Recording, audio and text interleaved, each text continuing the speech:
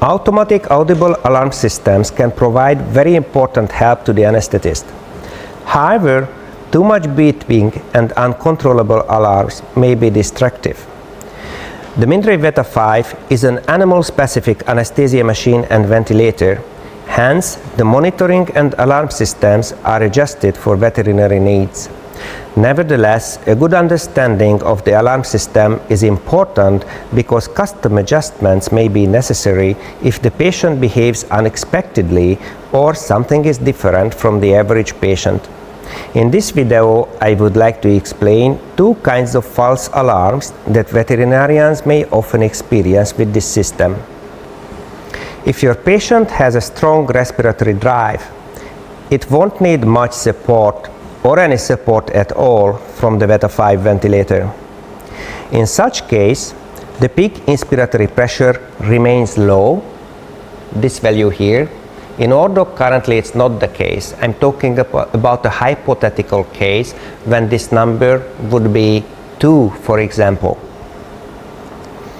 Because the default alarm limits for the peak inspiratory pressure are, for this body weight, are ranging from 4 to 22. If the peak inspiratory pressure is 2, it's lower than the default lower alarm limit. Hence, a low pressure alarm would sound. In this case, let's start with the diagnosis. Is the tidal volume, the respiratory rate, and the end tidal CO2 normal? If yes, consider it a false alarm.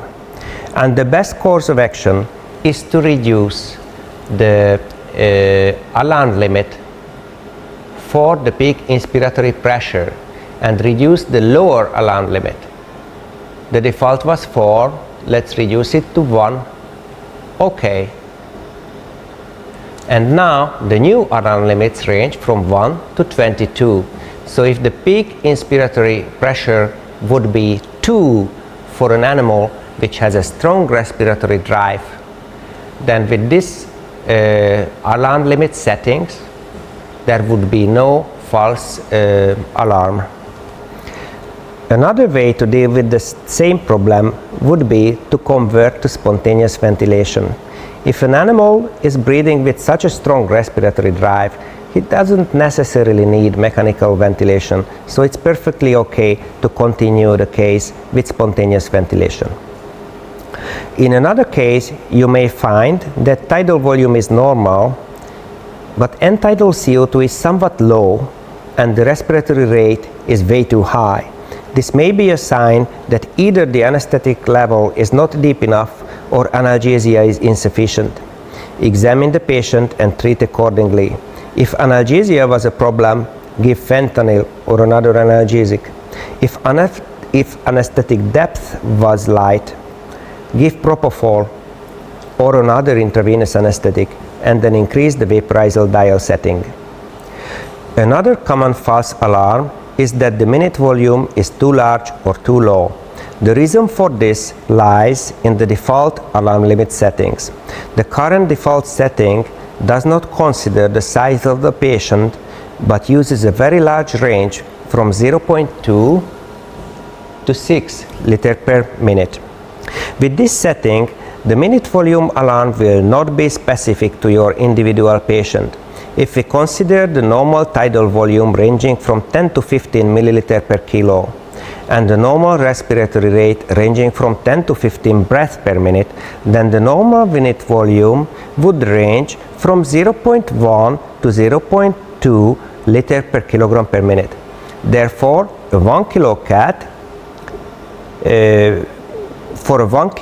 0.1 liter per minute volume is acceptable, but an alarm would sound because it is lower than 0.2, which is the predefined alarm limit. Similarly, a 40 kilogram dog may have a normal minute volume of 8 liter per minute, but it is higher than the current alarm limit, hence an alarm will sound. In such situation, examine your patient first and make your diagnosis whether ventilation is acceptable.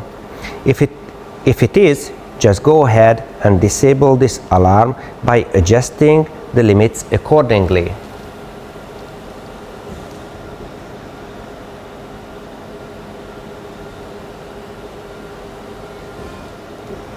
I increased the upper alarm limit for the minute volume, and now we increase the lower alarm limit.